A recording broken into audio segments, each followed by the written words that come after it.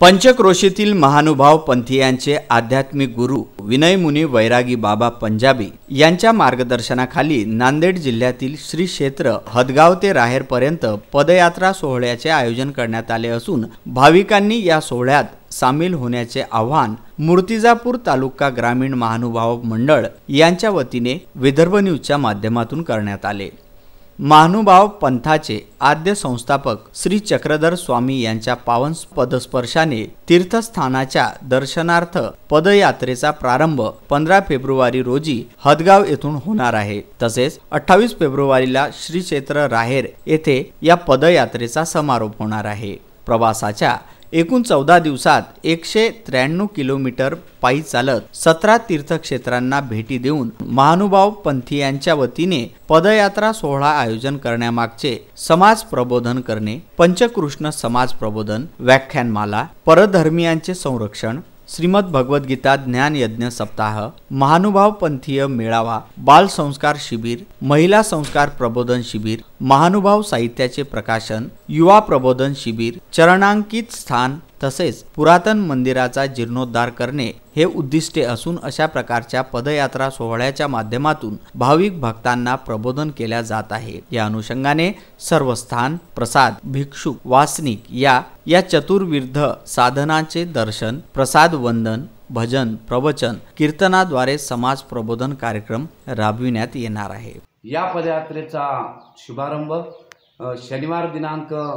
15/2/2020 ला आहे आणि त्या पदयात्रेचा समारोप शुक्रवार दिनांक 28/2/2020 ला आहे। तरी सर्व महाराष्ट्रातील सर्व भिक्षुक, वासनिक, नामधारक, समाजप्रेमी आणि प्रभुप्रेमी भाविक बंधू भगिनींना कळविण्यात येते की सर्वज्ञ श्री चक्रधर स्वामीच्या पदस्पर्शाने पवित्र झालेल्या तीर्थस्थानाची पदयात्रा ही पदयात्रा श्री क्षेत्र हदगाव या गावापासून शुभारंभ होत असून या पदयात्रेच्या निमित्तानं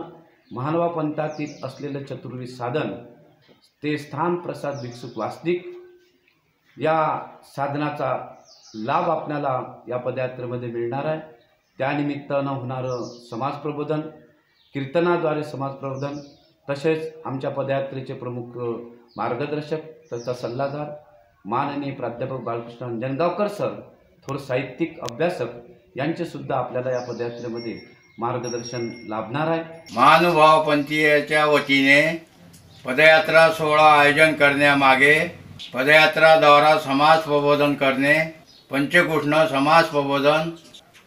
व्याख्यानमाला, धर्मीयाचे संरक्षण, श्रीमद भागवत गीता ज्ञान यज्ञ सप्ताह, महानुभाव पंथीय मेळावा, बाल संस्कार शिबिर, महिला संस्कार प्रबोधन शिबिर, महानुभाव साहित्याचे प्रकाशन, युवा प्रबोधन शिबिर, चरणांकित स्थान, पुरातन मंदिराचा जीर्णोद्धार करणे